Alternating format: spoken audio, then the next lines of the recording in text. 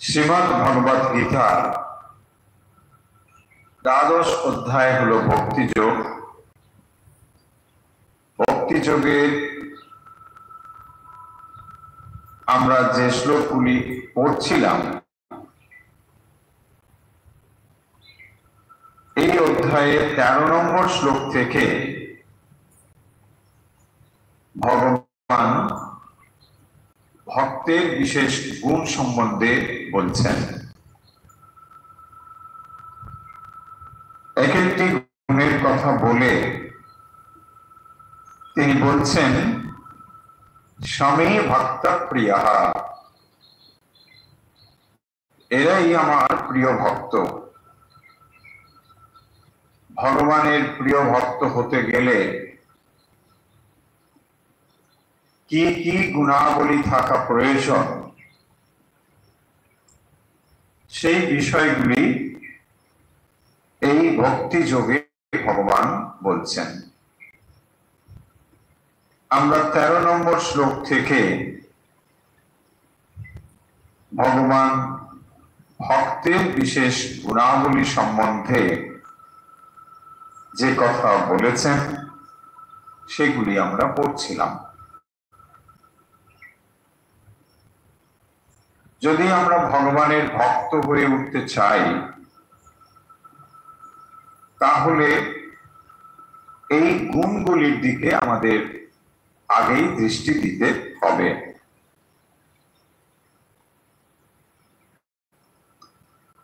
ভগবানের ভক্ত হওয়ার জন্য এক এক করে তিনি যে সমস্ত গুণের কথা এখানে উল্লেখ করেছেন, সেই সমস্ত গুণ যদি কারোর ভেতরে দেখা দেয় বা দেখা যায়, তাহলে ভগবানের সান্নিধ্য লাভ বা পরম ভক্তি লাভ তার ক্ষেত্রে অত্যন্ত সহজ হয়ে ওঠে। সেই বিষয় আলোচনাতেই ভগবান যে গুণের কথা বলেছেন, অদ্বেষ্টা সর্বভূতানাং মৈত্র করুণ এব চ নির্মম নিরহংকার সম দুঃখ সুখ স্মী সন্তুষ্ট সততম যোগী যথাত্মা দৃঢ় নিশ্চয়ঃ ময়্যার্পিত মনোবুদ্ধির यो মদ ভক্ত স্মী প্রিয়ঃ।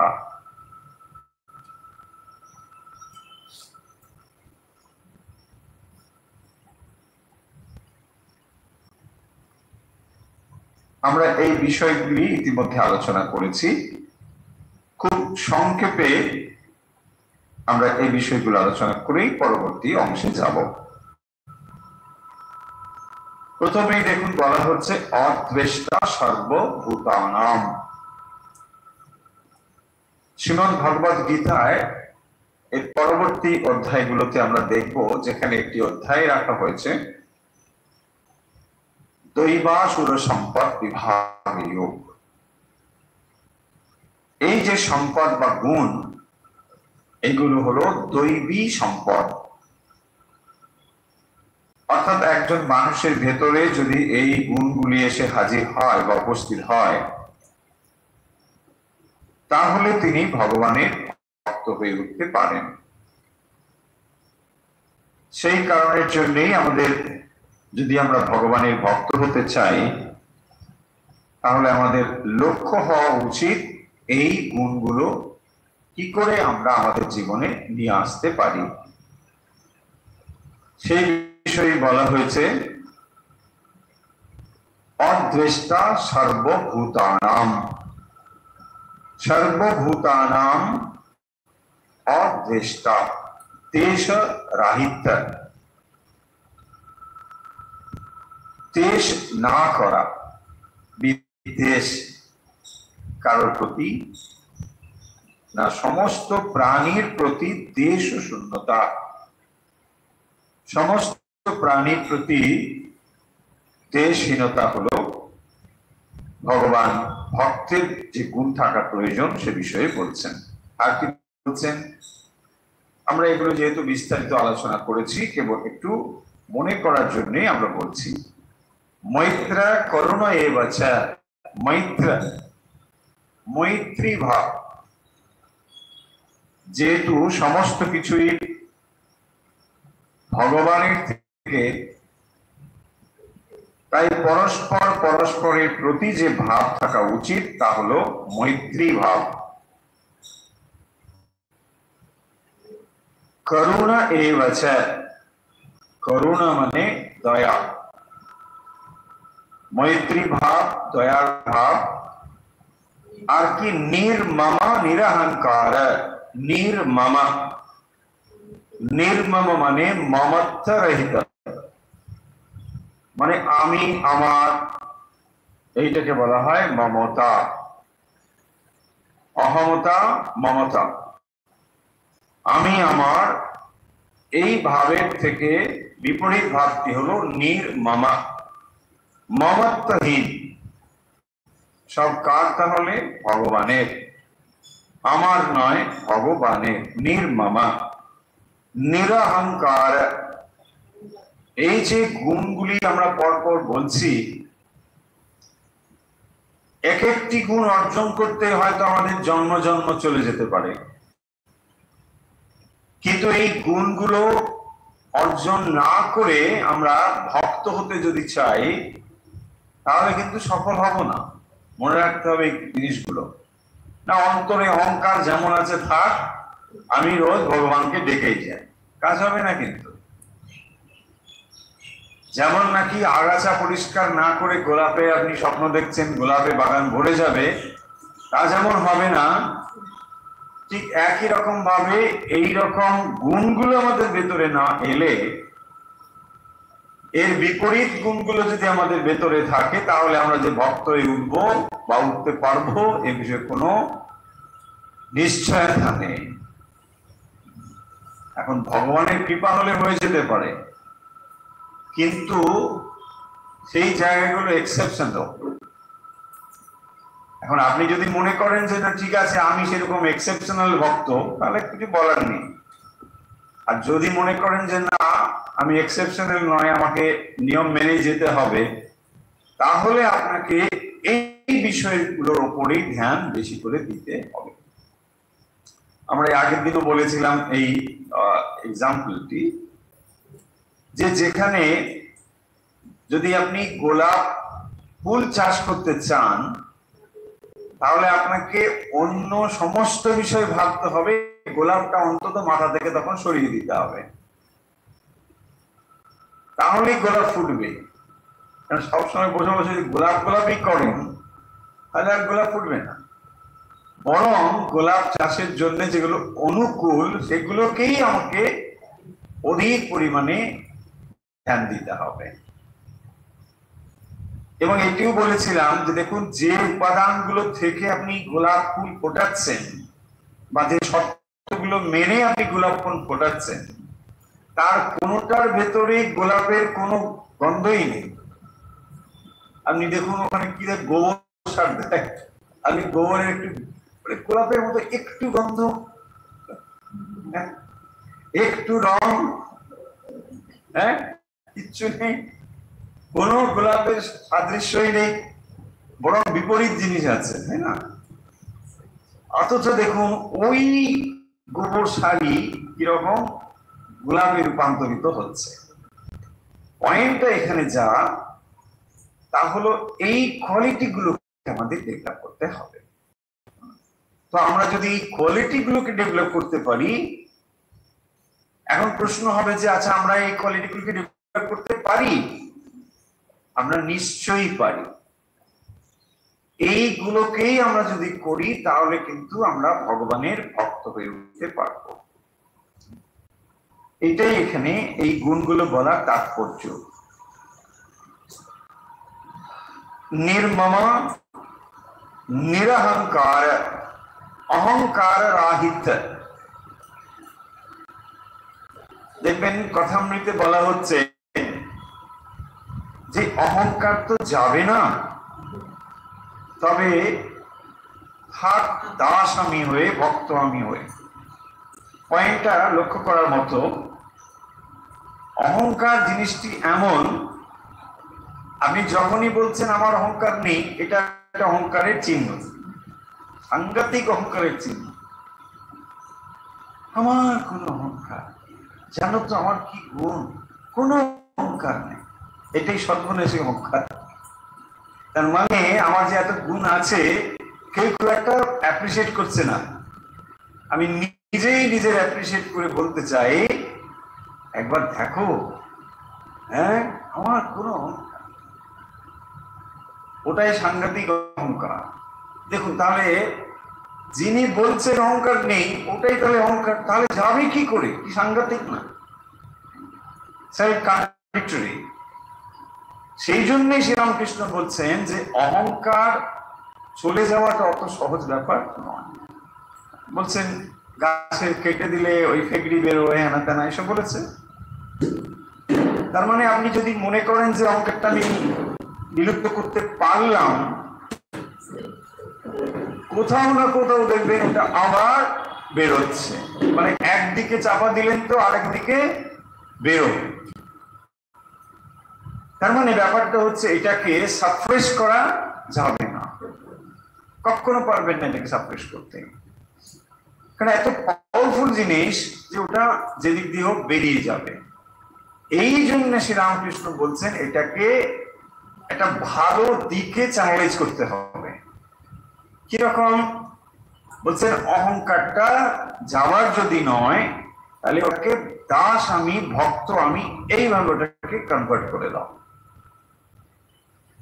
দেখুন তাহলে কি হলো, তাহলে অহংকারটা সমূলে চলে গেল না, কিন্তু ওর একটা ভালো আমি রূপ দিতে পারলাম, যে রূপটার দ্বারা আমি রক্ষা পেয়ে যাব। এই ব্যাপারগুলো এর মধ্যে অন্তর্নিহিত আছে। কারণ অহংকার জীবের একেবারে ভেতরের ব্যাপার, অত্যন্ত ভেতরে। মানে আমি যদি এখনকার ভাষায় বলি ইনবিল্ট, এটা ইনবিল্ট আছে।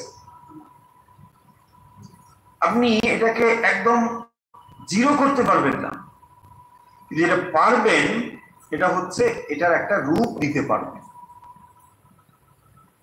যেমন আমরা বলি যে আপনার ডিজায়ারকে আপনি একদম শেষ করতে পারবেন, হায়ার স্টেজেও নিয়ে যেতে পারেন, তাই না? প্রথমে দেখুন কোনো কিছু পাওয়ার আকাঙ্ক্ষা কিরকম, আমি এই চাই, অর্থ চাই, ধন চাই, সম্পদ চাই, এটা একদম পাওয়ার আকাঙ্ক্ষা, এটাও ওয়ান টাইপ অফ ডিজায়ার। আমার ডিজায়ার হচ্ছে হওয়ার ডিজায়ার, মানে জ্ঞান লাভের আকাঙ্ক্ষা, এটাও আকাঙ্ক্ষা, কিন্তু একটা ছিল বস্তুগত আর একটা হলো জ্ঞানগত। দেখুন দুটো জিনিস, একটা উচ্চ উচ্চ গ্রাউন্ড,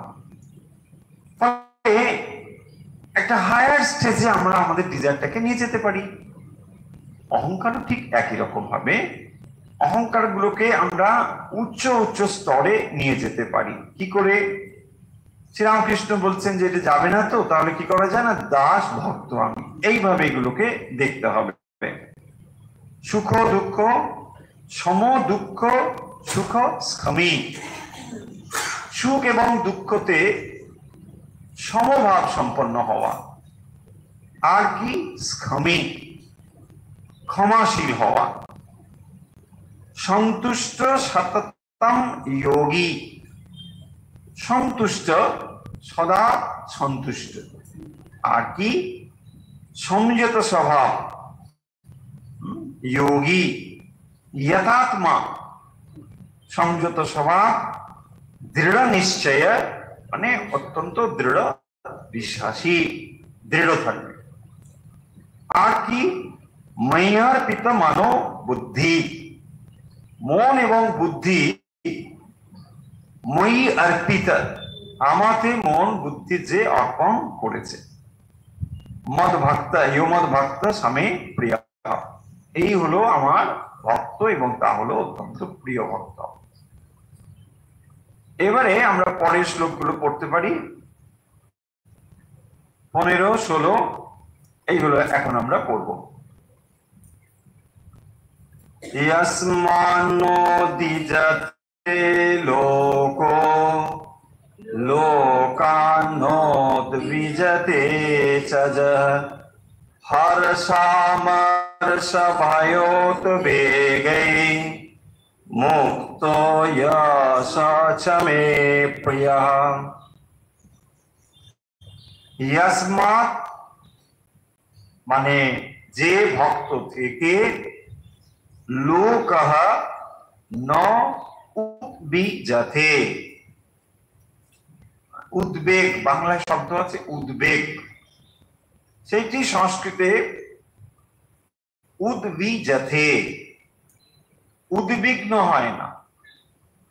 यस्मात् लोकः न उद्विजते, যার থেকে, यस्मात् মানে যে ভক্ত থেকে লোকে উদ্বিগ্ন হয় না। থাকে না এরকম উৎপেতে ভক্ত, ভক্ত বড় উৎপেতে, মানে সবসময় লোকে মানে ও যদি ছায়টায় কোথাও মানে তটস্থ হয়ে থাকে, ওরে বাবারে, তাই না, ওই এসে গেছেন, উনি এসে গেছেন, ব্যাস, মানে আসলেই সঙ্গে সঙ্গে দেখবেন এই করে করো মনে করো, এরকম তার উদ্বেগের হেতু থাকবে, সবাইকে জ্বালিয়ে মারবে।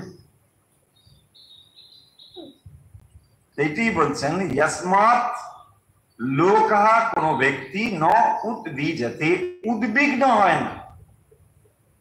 মা বলছেন দেখো কেউ কেউ আসে, আমি রান্না টান্না যা করি দিয়ে খেয়ে চলে যায়, আবার কেউ কেউ আসে তার কিছুতেই সন্তুষ্ট হয় না, মা এই কি রান্না করেছো, মুখে দেওয়া যায়, কি করেছো এগুলো, দেখুন কি অবস্থা। আরে মা ওগুলো পাবে কোথায়, গ্রামের দেশ, মানে ওখানে পাড়াগ্রাম কিছু নেই, যতটুকু হয় ওটা কত কষ্ট করে তাকে সংগ্রহ করতে হয়। হ্যাঁ, শহরে বাবু বেড়াতে গেছেন, গ্রাম দেখতে গেছেন, মা তো মা, ঠিক আছে, মা মানে কি রান্না করে মা, বাস, ও এগুলো বুকে দেওয়া যায়, এইসব মুড়ি টুড়ি খাওয়া যাবে, একটু লুচি করো, তার দেখুন কি অবস্থা। এই হচ্ছে यस्मात् लोकः न उद्विजते।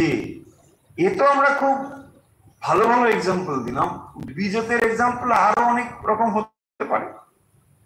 সেই রকম ব্যাপারগুলো বলছেন, যে ভক্ত থেকে কারোর কোনো উদ্বেগের হেতু হবে না, যে তিনি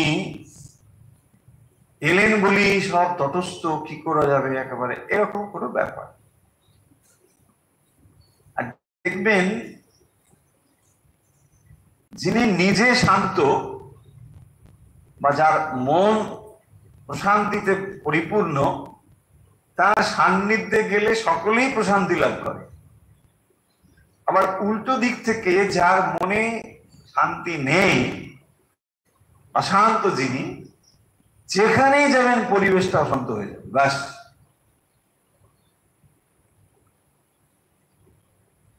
সেই জন্য বলা হয় disturbed man can disturb other, only disturbed man can disturb others। নাহলে আর কেউ করতে, যখনই আপনি ডিস্টার্ব আছেন আপনার সঙ্গে আসলে সেই ডিস্টার্ব হয়ে যাবে। তো यस्मात् लोकः न उद्विजते, যে ভক্ত থেকে কেউ উদ্বিগ্ন হয় না। আবার यच लोकात् न उद्विजते, মানে তিনিও কারোর দ্বারা উদ্বিগ্ন হন না। তাহলে বুঝতে পারছেন যে তার মনের অবস্থা সর্বদাই সমত্ব রয়েছে, ব্যালেন্স রয়েছে, কোন অবস্থাতেই তিনি সমত্বকে হারাচ্ছেন না, ব্যালেন্সটা তার চলে যাবে না কোন অবস্থাতে। না তিনি অন্যের উপরে তার মনের প্রশান্তিকে ভাঙতে দেবেন, নাকি অন্যের মনের প্রভাবের দ্বারা তিনি প্রভাবিত হবেন? আমরা সাধারণ মানুষ কি হই? উদ্বিগ্ন হই। কেন না? আমরা বাইরের পরিবেশকে আমার মনের উপর প্রভাব বিস্তার করতে দিই। সেই কারণের জন্য আমরা একটুতেই অস্থির হয়ে উঠি। কিন্তু যারা গম্ভীর আত্মা, একদম স্থির থাকেন, তারা অত সহজে ইমব্যালেন্স হয় না। প্রকৃষ্ট উদাহরণ দেখুন মায়ের জীবন। মা কোনো কিছুতেই উদ্বিগ্ন হচ্ছেন না। যেমনই মানুষ আসুক না কেন, যেমনই বক্ত যাক না কেন, তিনি ঠিকভাবে সেগুলোকে হ্যান্ডেল করছেন। নিজে ঠিক ধৈর্যশীল, যত রকম স্থির শান্ত, সব ঠিক আছে। অথচ তার উপর দিয়ে কত রকম সব চলে যাচ্ছে একটার পর একটা, নানা রকম ঘটনা ঘটছে,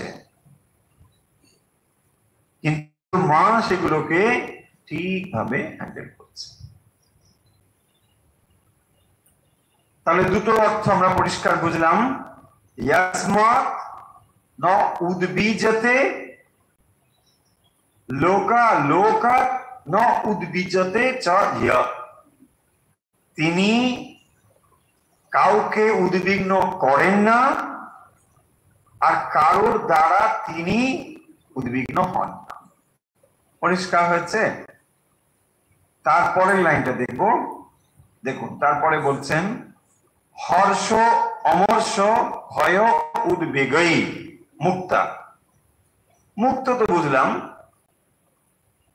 চারটে এখানে শব্দ রয়েছে। দেখুন, একটা হলো হর্ষ, একটা হলো অমর্ষ, হর্ষা মর্ষ, হর্ষযুক্ত অমর্ষ, ভয়া উদ্বেগই, ভয়া উদ্বেগই।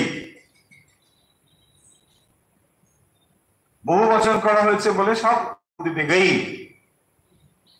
তাহলে চারটে জিনিস কি? হর্ষ, হর্ষ মানে কি? আনন্দ, হর্ষ মানে আনন্দ। অমর্ষ মানে কি? অমর্ষ শব্দের অর্থ আচার্য শঙ্কর করেছেন যে যে জিনিসটা আমি পেতে চাই সেইটা না পাওয়ার যে অসহিষ্ণুতা, তাকেই বলা হয়েছে অমর্ষ। আচার্য শঙ্কর এর অর্থ করেছেন অমর্ষ মানে এটাই, যেটা আমি পেতে চাই এটা না পেলে যে অসহিষ্ণুতা তৈরি হয়। আর শ্রীধর স্বামী এর অর্থ করেছেন পরশ্রী কাতরতা। মোটামুটি অসুবিধে নেই। তাহলে হর্ষ আর অমর্ষ। আর কি না? হর্ষ অমর্ষ ভয়া উদ্বেগই। ভয়া, ভয়টা তো ভয় আমরা বুঝতে পারি। আর উদ্বেগ, উদ্বেগ শব্দ আগে ক্রিয়াপদ দিয়ে বলা হয়েছে। উদ্বেগ কোনো কিছুর দ্বারা আপনি বিচলিত যখন হন, সেটাই উদ্বেগ। তাহলে এই যে উদ্বেগ, ভয়, হর্ষ অথবা অমর্ষ, মুক্তা, এগুলো থেকে তিনি মুক্ত হবেন। সেই জন্য বলছেন হর্ষা মর্ষ ভয়োদ্বেগই মুক্তা ইয়া সমে প্রিয়া। তাহলে 15 নম্বর শ্লোকে বলা হচ্ছে যিনি কাউকে উদ্বিগ্ন করেন না, কারোর দ্বারা উদ্বিগ্ন হন না, আবার যিনি আনন্দ, পরশ্রী কাতরতা এবং তার ফলে যে চাঞ্চল্য, তাই না? পরশ্রী কাতরতা থেকেই তো চাঞ্চল্য হবে, মানসিক স্থিতি নষ্ট হবে। পরশ্রী কাতরতা মানে কি? অপরের শ্রী মানে তার সৌন্দর্য হতে পারে, তার গুণ হতে পারে, তার ধন হতে পারে, যে কিছু হতে পারে, ধন সম্পদ দেখে আমি ঈর্ষান্বিত হলাম। পরশ্রী কাতরতা, অপরের বিকাশ, সৌন্দর্য ইত্যাদিতে আমি সহ্য করতে না পারা, তাই না? তখন কি হয়, ভেতরে একটা জ্বালা তৈরি হয় এবং সেই জ্বালা আপনাকে পুড়িয়ে ফেলে, মনের চঞ্চলতা তৈরি করে। ছিলেন ভালো, যেই শুনলেন যে ও না এই লটারি পেয়ে গেছে, হ্যাঁ কি বল, বা কোনো একটা কিছু হয়েছে, সর্বনাশ হয়ে গেল, আপনার ভেতরে শেষ। এই যে অবস্থা, এটাকেই বলে পরশ্রী কাতরতা। সহজ করে বললে জেলেসি, তাই না? সহজ করে বললে তো সেটা কিরকম? এইরকম, আপনি ভালোই আছেন, আপনি খারাপ আছেন তা না, কিন্তু যেই শুনলেন ও একটা কোনো প্রাইজ পেয়েছে, ধরুন, বাস হয়ে গেল, প্রাইজ পেয়েছে, কি বলছে, হ্যাঁ কি প্রাইজ দিল, ইস দেশটা একেবারে সর্বনাশ। আরে ও গান জানে কি, ওকে প্রাইজ দিল? আমি এত বছর থেকে কি গান করছি, একেবারে গলা আমার কি, আমার কত ক্যাসেট, কত কিছু আমার, আর দেখো ওর এই যে ভেতরে জ্বালা, এটাই হচ্ছে পরশ্রী কাতরতা। দেখুন তাতে কি হচ্ছে, আপনার মেন্টাল স্টেবিলিটি নষ্ট হচ্ছে। ভাবুন আপনি এই মানসিকতা নিয়ে ভক্ত হবেন কি করে, কিছুতেই সম্ভব নয়। সেই জন্য এই জিনিসগুলোকেই আমাদের বেশি ধ্যান দিতে হবে। দেখুন আমরা কি ভাবি, জপ করে যাচ্ছি, ঝপ করে যাচ্ছি, আচ্ছা ঝপ করে গেলে হবে এগুলো? এগুলোকে বাদ দিয়ে কি হবে, প্রশ্নটা হচ্ছে এখানে। জপ করতে বারণ করছি না, বা জপ করলে খারাপ কিছু না, কিন্তু কথাটা হচ্ছে যে আমরা এইগুলোকে যদি না ধ্যান দিই, তাহলে আমরা জপের ফলটা বুঝতে পারবো কি? পারবো না, তাই না? আপনি জিমে গিয়ে ডাম্বেল বারবেল কি সব আছে সব করা শুরু করে দিলেন, কিন্তু যদি আপনি তার আগে ওয়ার্ম আপ না করেন, তাহলে দেখবেন এগুলোতে আপনার বিপত্তি হবে। পেশিতে হয়তো এমন একটা ব্যথা তৈরি হলো যেটা আর কারণে মুশকিল হবে। একটু একটু করে ওয়ার্ম আপ করে তারপরে আপনাকে এক্সারসাইজে শুরু করতে হবে। তো এক্স্যাক্টলি এখানেও আমাদের এই বিষয়গুলোতে ধ্যান দিতে হবে, আর তা না হলে ওটাও একরকম অহংকারের ঢিবি তৈরি হবে। আমি এত জপ করছি, এত ধ্যান করছি, আমি এত বড় ভক্ত হয়েছি, কিন্তু ঠিক ভাবে যদি আত্মবিশ্লেষণ করে আমরা এই জিনিসগুলোর দিকে তাকাই, তাহলে আমরা অনেক সময় দেখবেন লজ্জিত হয়ে যাব, তাই না? যে সত্যি সত্যি মন স্থির করে আমরা কত সময় ভগবানের নাম করতে পারছি। এই জায়গাগুলি হচ্ছে তার কারণ। মন কেন স্থির হয় না, এগুলো তার কারণ। হর্ষা হর্ষ ভয় বেগই মুক্ত যশ চামে ইয়াস চামে প্রিয়া। তাহলে 15 নম্বরে কি বলা হলো, আশা করি শ্লোকটি বুঝতে অসুবিধে নেই। यस्मान् नोद्विजते लोको लोकान् नोद्विजते च यः हर्षामर्षभयोद् वेगैर्मुक्त यः स च मे प्रियः। পরিষ্কার হয়েছে, চলুন এবারে পরের শ্লোকে যাই। অনাপেক্ষা শুচির্দাক্ষ উদাসীনো গতব্যথঃ সর্বারম্ভ পরিত্যাগী यो मत् भक्त समे प्रियः। অনাপেক্ষা শুচির দক্ষ উদাসীন গতব্যথঃ। আমরা বলে যে কয়েকটি পয়েন্ট লিখেছি এটি অসম্পূর্ণ, আরো রয়েছে, আমরা পরে কখনো বাকিগুলো এভাবে লিখে দেব। এখন বলছেন অনপেক্ষা শুচির দক্ষ। অনপেক্ষা মানে কোনো কিছুতে স্পৃহা শূন্য, কোনো কিছুর অপেক্ষা রাখে না, এই হচ্ছে ব্যাপার। হ্যাঁ, অনপেক্ষা, তিনি কোনো কিছুর উপরে আশা রাখেন না, বাস অনপেক্ষা, হলে হলো, না হলে হলো। যখনই আপনি কোনো কিছুর অপেক্ষা রাখবেন ওটাই দুঃখের ঋতু হবে।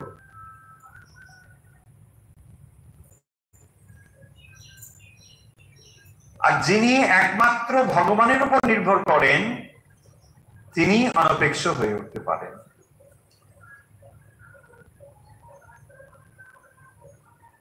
ভগবানের দাসত্ব যদি করেন আপনি প্রভু হয়ে উঠবেন, আর জগতের দাসত্ব যদি করেন আপনি দাসই হবেন। ভগবানের যদি আপনি দাসত্ব করেন, সেবক দাস, আমি ভগবানের দাস, আপনি একদিন প্রভু হয়ে উঠবেন। এই দাসত্বই, ভগবানের দাসত্বই আপনাকে প্রভুত্বে নিয়ে যাবে, একদিন সত্যি সত্যি আমি প্রভু হয়ে উঠতে পারবেন। আর জগতের দাসত্ব করলে আপনি দাসই হবেন, কৃতদাস। অনপেক্ষা শুচির দক্ষ, অনপেক্ষা তার মানে স্পৃহা শূন্য, নিস্পৃহ, জগতে কোনো কিছুর প্রতি তার কোনো স্পৃহা নেই। তার স্পৃহা কোথায়? একমাত্র ভগবান। আর কি? শুচি। পরের গুণটি হচ্ছে শুচি। শুচিটা কি না,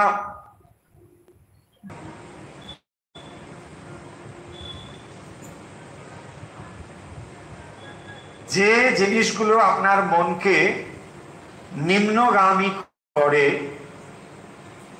তার থেকে বিরত রাখাই হলো শুচি।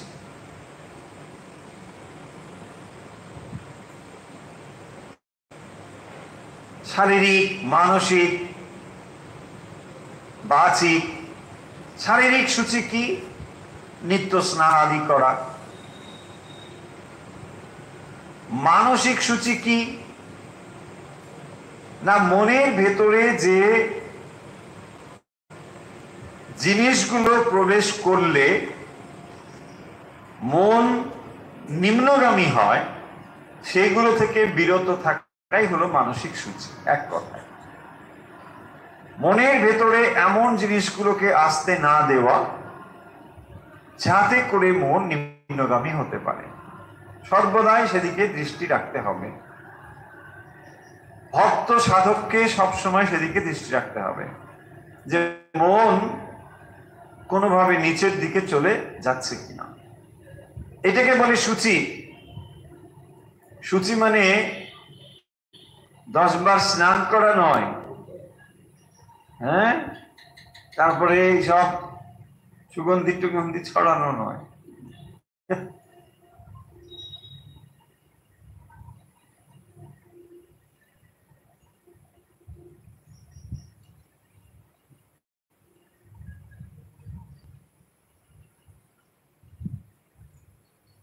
সেই আছে না, ওই রূপ গোস্বামীর ওখানে আছে,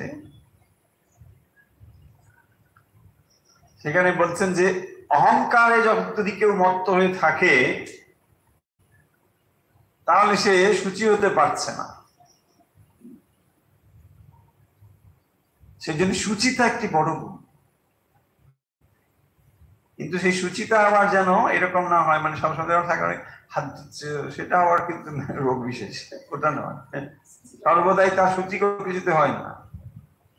সর্বদাই হাতগুলো ধুয়ে ধুয়ে দেখবেন একেবারে নখ টোক গুলো খারাপ হয়ে গেছে, হাত ধুয়েই যাচ্ছে, এটা রোগ বিশেষ, ওটা নয়। তাহলে বাহ্যিক আভ্যন্তরীণ, ভেতরে সূচি। আর কি দেখুন, দক্ষ, সূচির দক্ষ। দক্ষ মানে কি? দক্ষ মানে হচ্ছে কর্মপটু, মানে অলস না হওয়া, সোজা কথা। দক্ষ, সবকিছুতে এফিসিয়েন্ট দেখবেন। তার মানে ভক্ত মানে ওরকম নয় যে না কি করো না, আমি কিছুই just good for nothing, no. দক্ষ, এফিসিয়েন্ট, কার্য তার ক্ষমতা রয়েছে, অলস নয়, সোজা কথা। কারণ একটা কিছু হলেই সঙ্গে সঙ্গে সে প্রস্তুত আছে। দক্ষ, অনলস, তার মধ্যে আলস্য আছে তা। কারণ দেখুন এই জিনিসগুলো আস্তে আস্তে গেলে, চলে গেলে সাধারণত অলসতা এসে পড়ে। না কি আছে, আমি আর কি দুটো খাই আর থাকি, আমার আর কি কোনো কিছু স্পৃহা নেই, তাই না? তখন কি হবে, ধীরে ধীরে দেখবেন সে কাপড় জামাও কাছে না, কোনো কিছু করে না। এরকম আছে অনেকে দেখবেন, আসলে তামসিকতায় ডুবে যাচ্ছে। দেখুন দুটো কোয়ালিটি এত কাছাকাছি যায়, অ্যাপারেন্টলি দেখে আপনি অনেক সময় চিনতে পারবেন না। মানে একটা পূর্ণ সাত্বিকতা আর একটা পূর্ণ তামসিকতা, এই দুটো খুব কাছাকাছি যাবে। শ্রীরামকৃষ্ণ দেখবেন কথা মেতে আছেন না, বলছেন একজন ভক্ত দেখবেন তার কিছু নেই, ওইখানে হয়তো পায়রা হেঁটেছে, ওইখানে জল পড়ে, এসব দেখাচ্ছেন। আবার ওইখানে কিছু নেই, একটা ডেগো ডাঁটা ওইসব নিয়ে খায় আর থাকে, ভগবানের নাম করে। এই যে ভগবানের নাম করে, দ্য মেন পয়েন্ট। নাহলে বাকি পর্যন্ত দেখুন যা ছিল ঘোর তামসিক, আপনি বলে দেবেন কি রে তামসিকতা বেশি, ঘর সারায় না, কিছুই করে না, জল পড়ছে, ওখানে রাস্তা খারাপ, এখানে সবেতেই চরম অলস তামসিকতা। কিন্তু এই তামসিকতাটা তখনই গুণ হয়ে যাবে যদি ভগবানের জন্য সে এতটাই চিন্তিত বা এতটাই সাধন ভজন নিয়ে থাকে যে ওগুলোকে ধ্যানই দেয় না, যা ঠিক আছে চলো হয়ে গেল, বেশ ঠিক আছে চলো, কোন রকম ভাবে এটা হয়ে গেলেই হয়ে গেল, আর তার বেশি দৃষ্টি নেই। এই পয়েন্টটা সেই জন্য অ্যাপারেন্টলি মনে হবে যে ঘোর তামসিকতাতে ডুবে আছে। আমরা অনেক সময় সেটাকে ভুল করি, মানে ভক্ত বলি না। ভক্ত তার মানে কিন্তু এরকম হবে না, পরিষ্কার পরিচ্ছন্ন থাকবে। আবার পরিষ্কার পরিচ্ছন্ন মানে এই নয় যে সেটা রাজসিকতার দিকে চলে যাবে, তাও কিন্তু আবার নয়। খুব এগুলো পরিমিতি থাকতে হবে। অনপেক্ষা সুচির দক্ষ, সে কিন্তু এফিসিয়েন্ট হবে, কর্মক্ষমতা থাকবে, দক্ষ হবে। অনপেক্ষা সুচির দক্ষ, উদাসীন গতব্যতে, উদাসীন, বাংলায় উদাস ভাব একটা আছে, দেখো উদাস মানে, উদাস বাংলায় খুব নেগেটিভ সেন্সে বলা হয়। কিরকম, খুবই উদাস আর হতাশ প্রায় কাছাকাছি যায়, তাই না? মানে উদাস মানে কোনো কিছুতেই নেই, খাচ্ছি তো খাচ্ছি না, যাচ্ছি তো যাচ্ছি না, হ্যাঁ ধরে আছি তো ধরছি না। এইটা উদাস শব্দ নয়। উদাস মানে হচ্ছে নিরপেক্ষ থাকা, এটাই হচ্ছে উদাসীনের লক্ষণ। উদাসী মানে নিরপেক্ষ, আমি পক্ষপাত রাহিত, কোন পক্ষপাত নেই, উদাস নিরপেক্ষ আছে, এটা উদাস। তাহলে কোন একটা পক্ষে তিনি বায়াসড হয়ে আছেন, ন, তাহলে হবে না। তাহলে হলো উদাসীনা। আর কি দেখুন, গতব্যথ,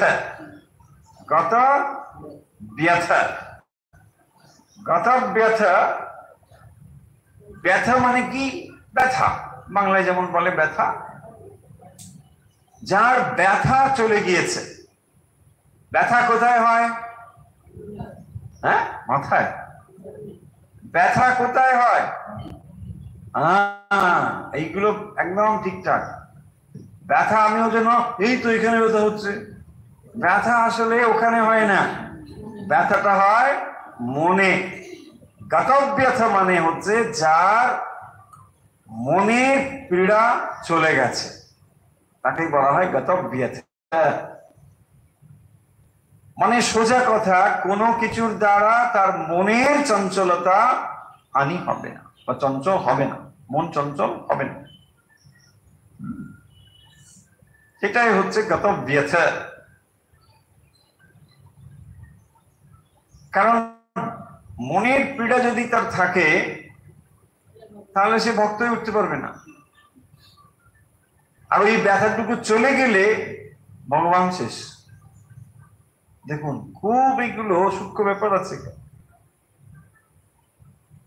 আমাদের অনেক সময় ব্যাকুলতা ভগবত ব্যাকুলতা বলে মনে হয়, কিন্তু হয়তো সেটা ভগবত ব্যাকুলতা নাও হতে পারে।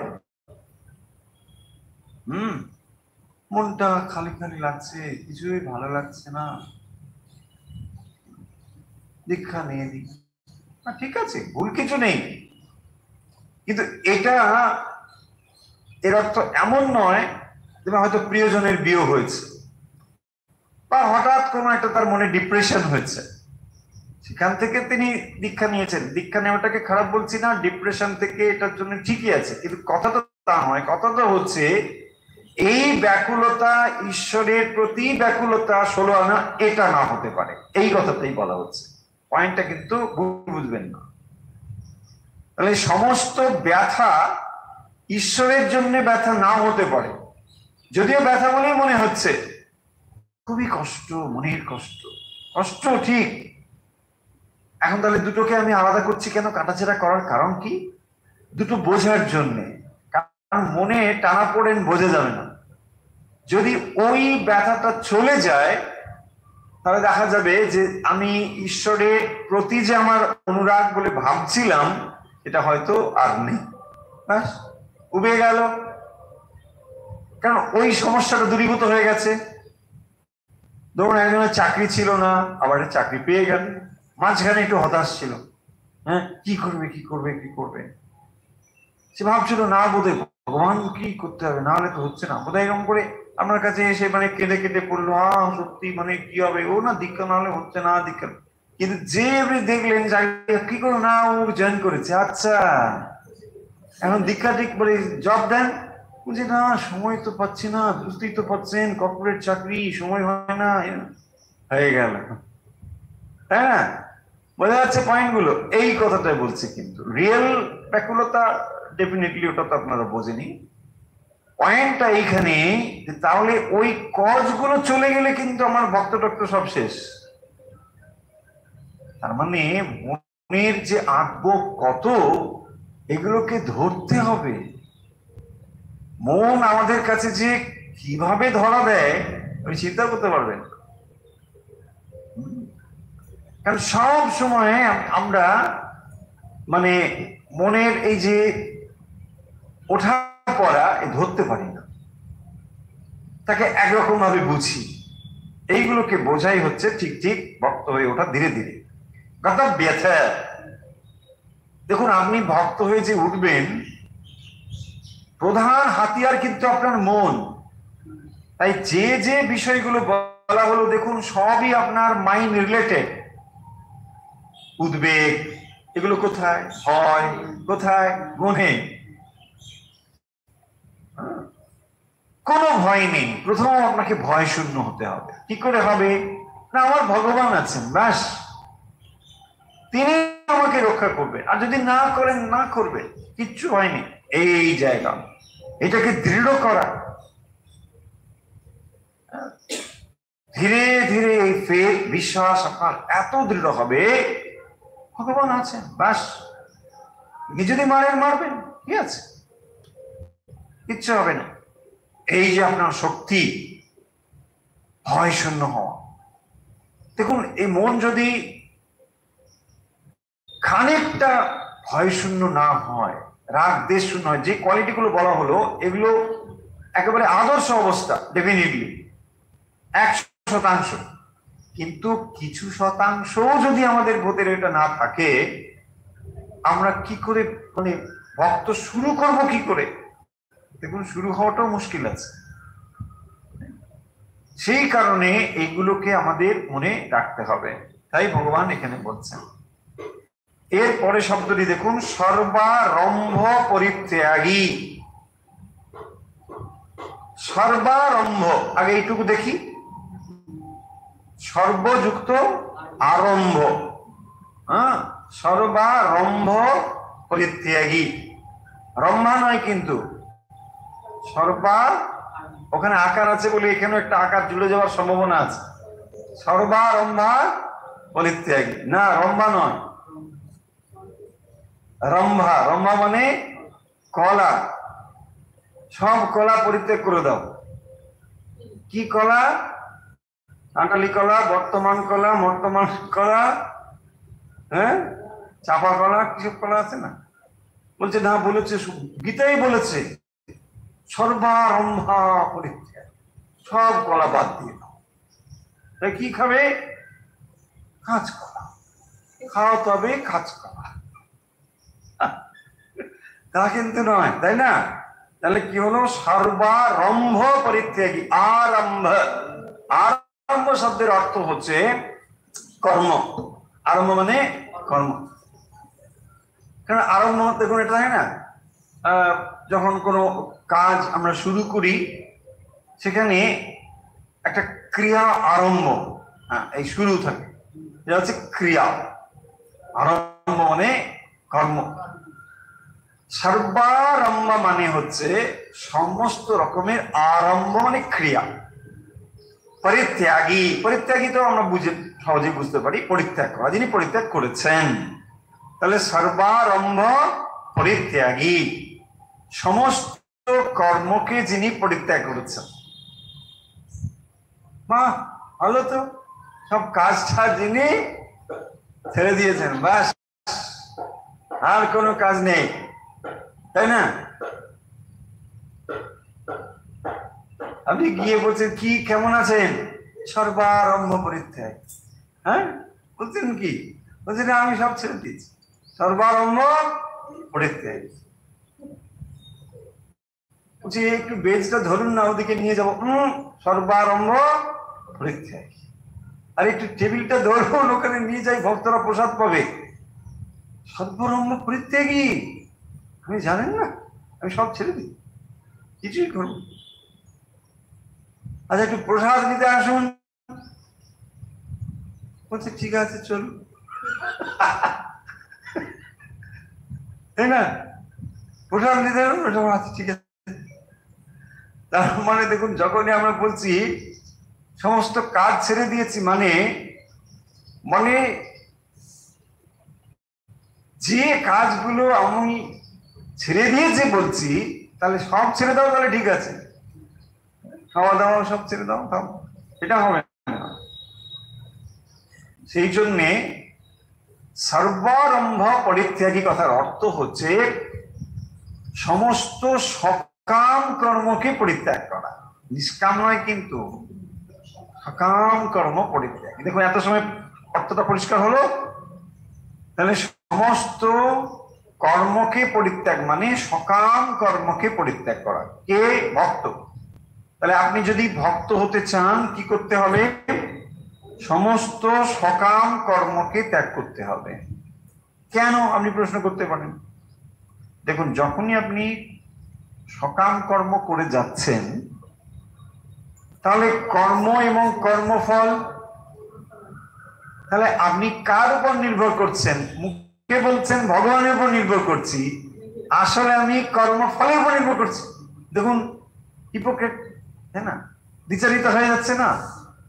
ভগবান তুমি ছাড়া আমার আর কেউ নেই, হ্যাঁ এলআইসি আমি দিয়ে যাচ্ছি। আরে না না, বুঝবেন না, এলআইসি আপনি দিন, কথাটা আমার অন্যভাবে নেবেন না। দেখুন, তাহলে আমি ভগবানের উপর যে 16 আনা নির্ভর করছি বলে মুখে বলছি, কিন্তু আমি তো রেডি আছি না। এখন কি হাসবে কিনা কে জানে, তাই না? যখন আমি ডাকবো তখন তুমি আসবে কিনা আমার সন্দেহ আছে, তাই না? যখন আমার তোমাকে সব থেকে বেশি দরকার হবে, হে প্রভু এসো এসো, আর উপায় নেই, দেখা যাবে তুমি অন্য কোনো ভক্তের বাড়িতে চলে গেছো, সে বেশি করে ডেকেছে, ব্যাস হয়ে গেল, তাই না? ও গড়ে মালা দিয়েছে, তখন আমার ডাক তোমার কাছে পৌঁছাবে না। সেই জন্য আমি কি করেছি, এলআইসি, কারণ তুমি আসবে কি আসবে না কে জানে। কথাটা হলো যে তাহলে দেখুন, আমি ভগবানের উপর যদি নির্ভর হই তাহলে আমার আর কি আছে, বাস যা হয় হবে। এটা আমরা হতে পারি না বলেই না আমরা দুটো দিক এদিক ওদিক রাখি। এটাই হচ্ছে পয়েন্ট। সর্বারম্ভ পরিত্যাগী, যিনি সমস্ত সকাম কর্মকে পরিত্যাগ করেছেন। কর্মের ফল থাকবে, কিন্তু যদি আপনি নিষ্কাম ভাবে কর্ম করেন, ওই কর্মই আপনাকে মুক্তির দিকে নিয়ে যাবে।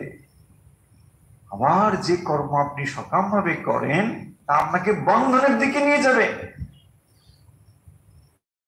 দেখুন, কর্ম হচ্ছে এমন একটি জিনিস যার দ্বারা আপনি নিজেকে বেঁধে ফেলতে পারেন, আবার মুক্ত করতে পারেন।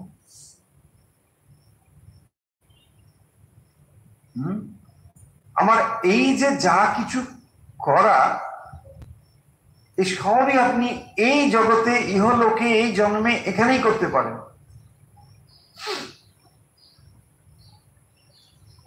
আমরা উপনিষদ থেকেও জেনেছি যে আপনি মানে পুণ্য সঞ্চয় বা মুক্তির ইচ্ছে, যা আপনি বলুন, এটাকে যদি আমি আর্নিং বলে মনে করি, আপনি আর্নিংটা কিন্তু এখানেই করতে পারবেন, আর তার ফলে আপনি অন্য লোকে যেতে পারবেন।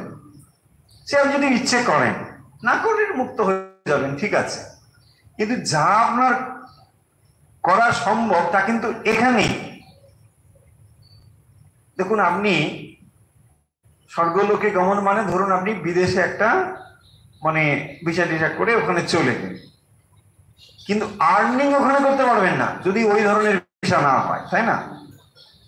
আর্নিং আপনাকে এখানে করতে হবে, তার রেজাল্ট আপনি ওখানে গিয়ে ভোগ করছেন, এখান থেকে ডলার নিয়ে করে ডলার কনভার্ট করে ওখানে আপনি ভোগ করছেন। দেখুন, আর্নিংটা আপনাকে এখানে করতে হবে। ঠিক সেরকম আপনার modification, next next next destination সবই আপনি ডিটারমিন করতে পারেন এখান থেকে। আপনি সকাম করলে একরকম রেজাল্ট, নিষ্কাম করলে একরকম রেজাল্ট, কিন্তু সবটাই আপনি এখান থেকেই করতে পারেন। তাহলে আমরা কনক্লুড করে দিই, পড়লাম 15 এবং 16 কি, यस्मात् नो उद्बीजते लोको लोका नो उद्बीजते चजा, যিনি কাউকে উদ্বিগ্ন করেন না, কারোর দ্বারাও উদ্বিগ্ন হন না, এই হলো সোজা কথা। আর তিনি তখনই উদ্বিগ্ন হবেন না যদি তিনি অপরকে উদ্বিগ্ন না করেন। এ দুটো কিন্তু খুবই পারস্পরিক ভাবে চলে। মানে আপনি যদি কারোর উদ্বেগের হেতু না হন, আপনাকেও কেউ উদ্বিগ্ন করবে না, যে না না উনি ঠিক আছে, ভালো সব। এ দুটো ঠিক এইভাবে। হর্ষামর্ষ ভয়দ বেগই মুক্তাহা, তারপরে বলছেন হর্ষ, অমর্ষ, ভয়, উদ্বেগ, এগুলোর দ্বারা মুক্ত, এগুলো থেকে মুক্ত তিনি হচ্ছেন আমার প্রিয়, যিনি ভয়, হর্ষ, অমর্ষ এবং উদ্বেগ মুক্ত। তারপরে বলছেন অনপেক্ষা, তার কোনো স্পৃহা নেই, অপেক্ষতা নেই, কারোর উপর তিনি অপেক্ষা করেন, অনপেক্ষা, কোন ডিপেন্ডেন্ট নেই। দেখুন, মানুষ যত যত বয়স বাড়তে থাকে কত রকম এর উপর আমাদের অপেক্ষা করতে হয়, নির্ভর করতে হয়, তাই না?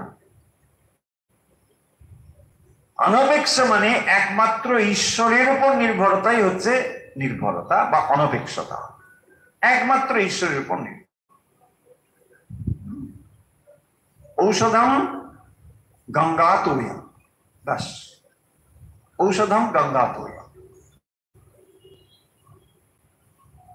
যা হয় হবে, ভগবানের উপর নির্ভর করে থাকে, সে হচ্ছে এইভাবে থাকে। আর যে ভগবানের উপর নির্ভর করে, ভগবান তাকে ঠিকভাবেই রক্ষা করে।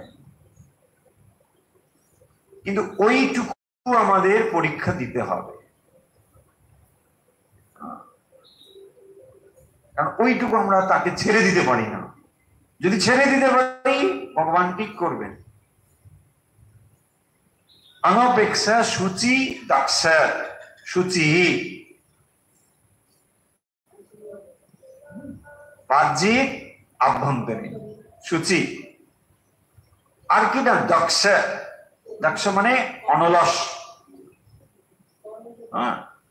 দক্ষতা হওয়া, কর্মদক্ষতা মানে অনলস হওয়া, অলসতা থাকবে না, অলসতার উল্টোই হচ্ছে দক্ষ। উদাসীন, উদাসীন মানে যে তখন কিছুতে নিরপেক্ষ থাকা, তাকে বলা হয় উদাসীন।